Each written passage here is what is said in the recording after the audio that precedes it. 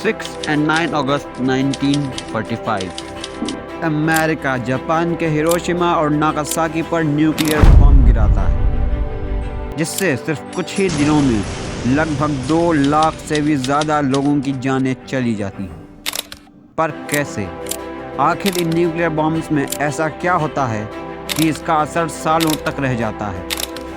आखिर काम कैसे करते हैं ये न्यूक्लियर बॉम्ब्स, और ओपेनहाइमर ने इन्हें कैसे बनाया था, और हमारे इंडिया के पास कितने न्यूक्लियर वॉरहेड्स हैं? चलिए जानते हैं आज की इस वीडियो में।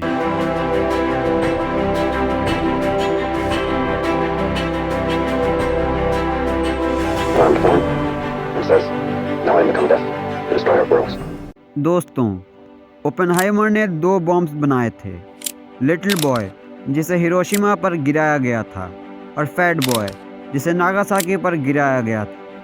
लिटिल बॉय में एक्सप्लोसिव के लिए यूरेनियम का U-235 आइसोटोप को लिया गया था, और फैट बॉय में प्लूटोनियम का P-239। इन्हीं एलिमेंट्स और इनके सिर्फ इन्हीं आइसोटोप को इसलिए लिया गया क्योंकि सिर्फ इन्हीं में न्यूक्लियर फिजन हो सकता है। वैसे उस वक्त के लिटिल बॉय में 64 किलोग्राम यूरेनियम लिया गया था, जिसने 16,000 टन TNT जितनी एनर्जी प्रोड्यूस किया था। लेकिन आज की नई और एडवांस टेक्नोलॉजी में 1 किलोग्राम यूरेनियम 20,000 टन जितनी एनर्जी प्रोड्यूस कर सकता है, जो 80 गुना ज़्यादा है। यानी 1 किलोग्राम यूरेनियम 27 लाख किलोग्राम कोयले जितनी एनर्जी प्रोड्यूस करता है। यूरेनियम का एटॉमिक वेट ज़्यादा होता है, तो इसीलिए इसको छोटे एटम्स में तोड़ा जाता है जब तक पूरे यूरेनियम के एटम्स से एनर्जी ना निकल जाए, और इसी को न्यूक्लियर फिजन कहते हैं। जब एटम टूटता है तो उससे बहुत ज़्यादा एनर्जी निकलती है, और इसकी ट्रैवलिंग स्पीड इतनी ज़्यादा होती है कि ये लाइट के 30% की स्पीड से ये प्रोसेस हो रहा होता है, और कुछ ही घंटों में लाखों लोगों की जानें चली जाती हैं। खैर, न्यूक्लियर बॉम्ब के अंदर इस प्रोसेस को कंडक्ट करवाने के लिए हर बॉम्ब का डिज़ाइन अलग अलग होता है। ओपेनहाइमर के बॉम्ब का डिज़ाइन एक गन की तरह था। इसको 38,000 फीट की हाइट से B-29 एयरक्राफ्ट की हेल्प से गिराया गया था। बॉम्ब गिरते ही इसके अंदर 24 वोल्ट की बैटरी होती है, जो बॉम्ब में लगे सेंसर को एक्टिवेट कर देती है। जब बम ग्राउंड से 1900 फीट पे था तो फायरिंग स्विच को सेंसर ऑन कर देता है, जो इग्नाइटर की हेल्प से स्पार्क जनरेट करता है। स्पार्क के सामने रखे कॉर्डाइटो पाउडर से बने हुए सिल्क के सिलेंड्रिकल सिलेंडर होते हैं। कॉर्डाइटो एक स्मोकलेस एक्सप्लोजन करता है। इसके आगे टंगस्टन कार्बाइड डिस्क रखी होती हैं, जिस पे एक्सप्लोजन का एक फोर्स लगता है, और इसके आगे यूरेनियम रखा हुआ होता है। ये डिस्क यूरेनियम को लेके आगे बढ़ती है, और फ्रंट साइड में भी यूरेनियम को सुपर क्रिटिकल फॉर्म में रखा हुआ होता है। जैसे ही दोनों यूरेनियम की रिंग एक दूसरे में फिट हो जाती हैं, तो इनिशिएटर न्यूट्रॉन्स को इसमें इंजेक्ट कर देता है, जिससे न्यूक्लियर फिजन की प्रोसेस शुरू हो जाती है।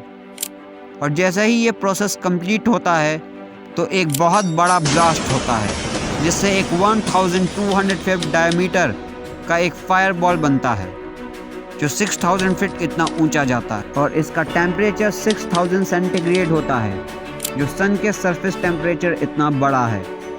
इसके आसपास के एरिया में जितने भी लोग होंगे वो सब भाप बन के उड़ जाएंगे। इससे शॉक वेव्स भी क्रिएट होंगे, जिससे अर्थक्वेक्स आएंगे, और बॉम्ब के लगभग 11 किलोमीटर के अंदर जितने भी लोग होंगे वो सब रेडिएशन की वजह से मारे जाएंगे। ब्लास्ट और फायर की वजह से इससे लगभग 40,000 लोग मारे गए थे, और रेडिएशन की वजह से बाकी के 11 किलोमीटर के अंदर रह रहे बाकी के लोग। इसका असर अभी तक देखा जा सकता है। इसलिए दोस्तों, ओपेनहाइमर ने जब इसको बनाने के बाद इसका टेस्ट किया था तो उनके मुंह से ये शब्द निकले थे,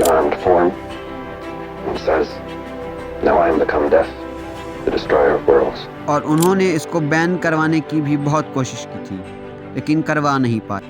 आज टोटल 9 देशों के पास न्यूक्लियर बॉम्ब हैं। United states, Russia, France, China, United kingdom, Pakistan, India, Israel और नॉर्थ कोरिया, जिसमें सबसे ज़्यादा रशिया के पास है 5889, सेकंड नंबर पर है अमेरिका 5428 और हमारे इंडिया के पास 164 है। और अभी दुनिया में टोटल 13,000 न्यूक्लियर वेपन्स हैं। आज के लिए इतना ही, बाकी मिलते हैं अगली वीडियो में। तब तक के लिए जय हिंद।